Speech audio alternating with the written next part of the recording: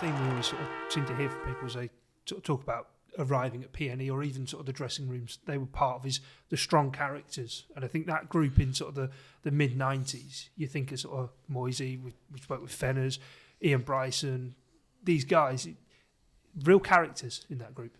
Yeah, there was a great blend of experience and youth within that squad, and it's quite clear to see.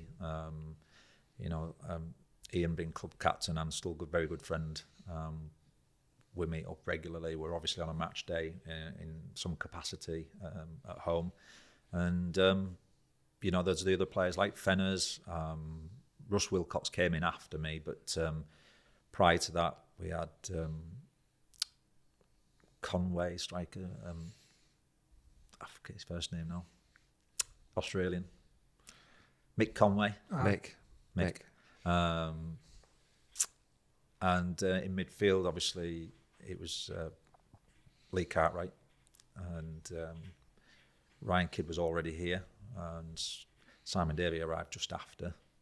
But then soon Saville came, Wilcox, Beckham, to name one, shortly after my arrival. So we were the sort of new. So Beckham signed because he knew Preston signed you? Well, I can't imagine he thought we knew how I was, but we were the new signings for the club at the time, along with Alan Smart, who went on to have a great career, and Ray Sharp, who came in as a left back. But it was those trips that you go away on the buses, and I was one of those players that I couldn't sit and read. I wasn't really a reader at the back of a bus or just listen to music. I was bored. I have to keep myself occupied, so I joined the old crew of the card school, but we played penny a point and not hundreds of pounds, which I've seen on some buses over the years.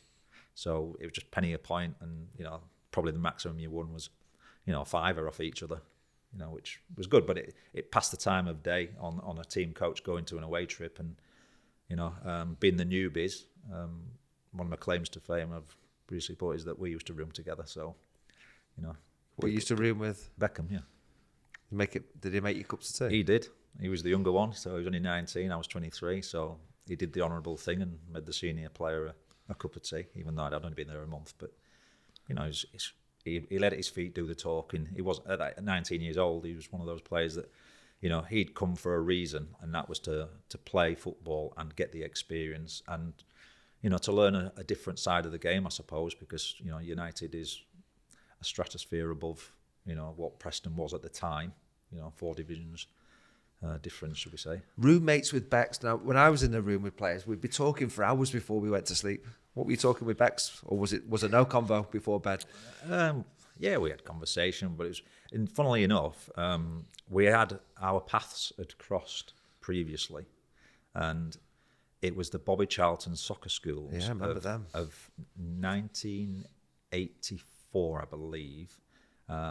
Obviously, he was an under 11 then, but I was in the under 14 age category, and there was 3 categories in that competition. And Bobby sent all his staff around the country, getting the best players to do the skills, and you basically had to qualify for the final at Old Trafford. And so I got talking. I went, Bobby Charlton Soccer Schools, was you there? And he went, yeah. What year was it in it? And we got talking. And I said, that was the year I was there. The way that you won it, I'm sure, because then I've looked through some of the history of what it was, and he won his age group, so he went through to Barcelona and gone with Mark. When Mark Hughes was there, I think that connection with Man United was why the 3 winners of each age group went through to have a week with Barcelona. And unfortunately, I didn't qualify on the day. But I thought you were going to say you won it as well. Well, it would have been nice, but I try my best as you do. And it was a great day out. They played Tottenham that day, and we got put up in a hotel in Manchester and turned up to the Cliff training ground to do our first set of exercises of, like shooting and crossing and things like that. But then there was a long distance pass, which was on the pitch prior to the game at Old Trafford. So we all got invited onto the pitch to do 2 of these passing events on the pitch. And obviously you got graded for landing them in the grid. Things like that. So he was always trying to accumulate the points. But yeah, never forget that experience. It was my first experience coming to Manchester and Lancashire, really, at 14. You know, I'd represented my town team at Hull and county at Humberside, and it's like anything. You go to a town, you play football, you come home, you don't really see it. But me and my dad came over. It was Christmas time. The lights were out, and you know, I think this is a nice place, Manchester. I haven't really been here before, so been a few more times by now.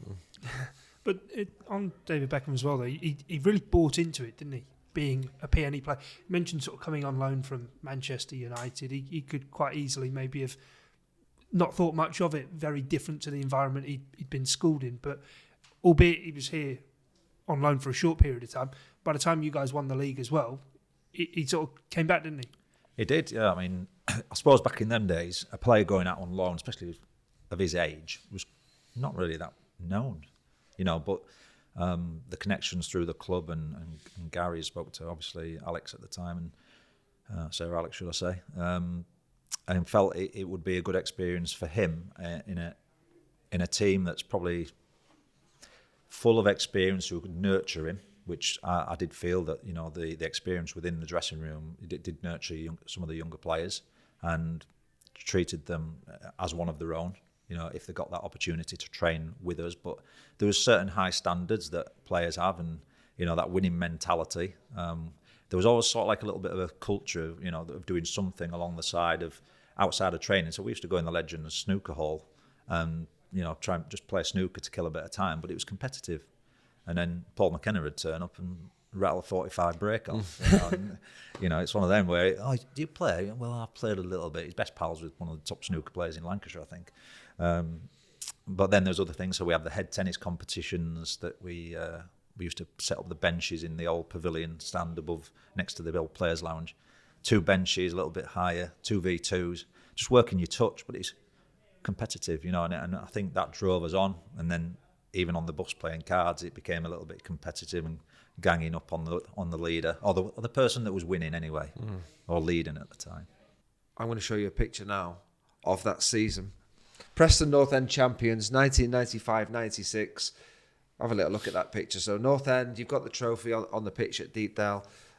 Tell us who were some of them players, who were some of them characters. You look very young there, don't you? Creeping in the corner there. In the corner, yeah. How old were you? How old were you then? So I was 24. 24. Yeah. Who was some of the... John Vaughan, keeper. What a character he was. Yeah, Yorkshire lad. Gone on to have a good coaching career, goalkeeper coach. I think last time I saw him around the grounds was either Bradford City. I don't think he's there now with Greza, but you know, he had a number of coaching. I think he went to Barnsley as well. Who's holding the cup there? Is that Bryce? Ian, yeah, he's club captain. Like I say, I still see a lot of Ian most weeks, and Paul Sparrow, right back. He's a crafty Cockney. You know, came up and had a really good career with Lancaster City when he finished here at Preston North End. Played loads of games there. Pops up with us on I Follow PNE these days down in the capital. There's Paul Sparrow. And brilliant. I think the last time I spoke to him, to be honest, was he came up for a Charity X Players game at Kendal Town, and he did his Achilles. Come up all the way and he couldn't get back really. So he was heartbroken a little bit. But we've got Kevin Kilban on there. You know, young lad coming through, did really well. Obviously had a great career. But when you look at that picture, I mean, we all reflect on moments during our career. That one of the highlights, the highlight. It's the highlight, yeah. I mean, you got to think, you know, lifting that trophy, 18,000, I think it was. There was people actually locked out the ground, or they couldn't get any more in on that final day against Exeter. And you know, you could just, so building up to that particular game, obviously we secured a playoff place, which was a bit of a night out, should we say. So that in itself then was sort of, we've got playoffs. Yeah, we've got playoffs, we're guaranteed playoffs, so we've achieved part of that. And then it was, we've achieved top 3 or promotion. Yeah. Which, as it was like, yes, we're going up, but not as champions yet, because I think it might have been Gillingham that was right on our tails. And they were a team that didn't concede. They must have had the best defensive record in the league. But they got their results by not conceding. And then I think it was Hartlepool away. Orient maybe secured as the title. It was Orient, Hartlepool 1 or 2, and then you know, that again, each little game close to the end of the season gave us another thing to celebrate, but also give us the momentum. So, come on, we can do this. Let's go and then the final game was basically just the icing on the cake, 2-0 victory. So presented the trophy at Deepdale, but you won the league at Orient.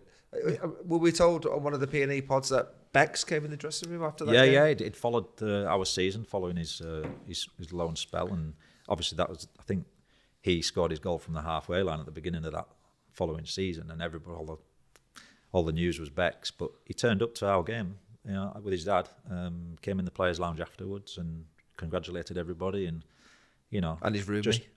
Well, yeah, we had a little chat, so to speak, but you know, we'd followed his career with intent, you know, to see every week all the, you know, the footage of Premiership football week in, week out, because it was only on like Goals on Sunday that we used to ever get seen of any of our own footage, and it was never even played back to us, you know, in the dressing room or in training to reflect on performance. It's let's move on to the next game. Neil Mellor scored. Preston take the lead. And that's exactly what it means to Neil Mellor to score in the West Lancashire derby.